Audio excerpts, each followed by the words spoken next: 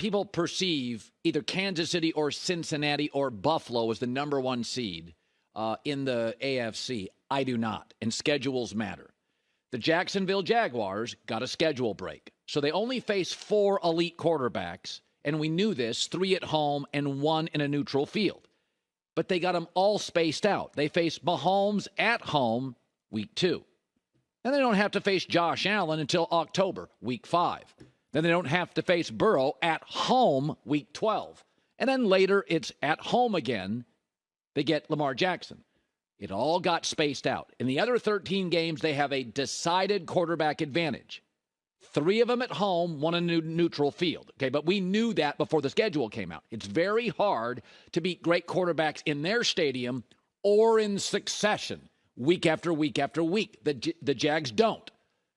They never face one on the road, and they don't have to face them. They're all spaced out. What about Kansas City? No, didn't work that way. Chiefs did not get a scheduling break. From October 1st to November 20th, 7 weeks in a row, it is a gauntlet. At Aaron Rodgers, at Kirk Cousins, Russell Wilson and Sean Payton on a short week at home. Then you get the Chargers and Justin Herbert. Then it's back to Denver and Sean Payton and Russell Wilson. Then it's Miami and Tua in Frankfurt. And then it's Jalen Hurts. You're not beating 7 teams in a row like that. When you face a gauntlet of elite quarterbacks, you're not going to do it, especially when many of the good ones are on the road. You're not going to do it. Jacksonville doesn't have to face any of them on the road, and they're all spaced out. Also, for Jacksonville, you get Doug Peterson. These free agents now in year 2 are all baked in. This Jacksonville reminds me of Philadelphia last year.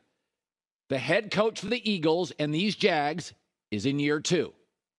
The young, promising quarterback for those Eagles and these Jags is in year 3. Both were a surprise playoff team, the Jags last year and the Eagles the year before last year. And both get an easy schedule, the Jags this year and the Eagles last year. What did the Eagles become? The number 1 seed in the NFC, surprising a lot of people. J-Mac, if you recall, was not surprised. J-Mac was on this last summer when he first got on the show. He said, look at Philadelphia's schedule. They're going to be a number 1 seed. They don't face a lot of elite quarterbacks. This is the Jags' schedule. They face 4 elite quarterbacks, 3 at home, 1 in a neutral field, and the games are all spaced out. You can beat Herbert and Hurts and Mahomes. You're not beating them 3 times in a row if you play them. So the NFL jammed a lot of the great quarterbacks the Chiefs play into a 7-8 week period. Those are, and some on a short week, 1 overseas. That is a really tough draw. We knew the Chiefs would have a tough schedule. That makes it a little harder. Jags are going to be the number 1 seed in the AFC. He called the Eagles last year. I'm calling the Jags this year. They got to take the training wheels off Jordan Love of the Packers. Because if you look at the schedule, folks, for the first 5 games, they face really bad defenses last year. I'm not saying all these defenses will be bad, but the Bears, the Falcons, the Lions, the Raiders certainly aren't going to be great defenses. So this entire landscape for Jordan Love is built for his success. 3 years of tutoring behind Aaron, same system 3 years, same coach 3 years, good O-line run game, and an early schedule that really benefits Jordan Love. This is a really workable schedule. By December 9th against the Raiders, we'll know if he can play. I don't need him to be 5-0. I don't need him to be 4-1. But I better see some talent, composure, and it. Because this is not, you know what this reminds me of a little bit? I mean, we've had the training wheels on Jordan Love here, and that's fine. But this reminds me of Mac Jones. When Mac Jones went to the Patriots, they didn't have good wide receiver talent. And right now, Green Bay does not have great wide receiver talent. But they had a good O-line, like the Packers, a good run game, like the Packers, a good culture, like the Packers, a good head coach, like the Packers. Okay? And so Mac Jones came in as a rookie. Now, Jordan Love has had 3 years. Mac just came in as a rookie and had to play. So if you go back and look at Mac Jones, the rookie year numbers, now look at those numbers for Mac Jones' rookie year. 67% completion percentage, 92.5 passer rating, 22 touchdowns, 13 picks. Jordan Love, if he's that with better mobility, I would be satisfied. That is not unrealistic. This is very much Mac Jones. You do not have great wide receivers. You don't get it all.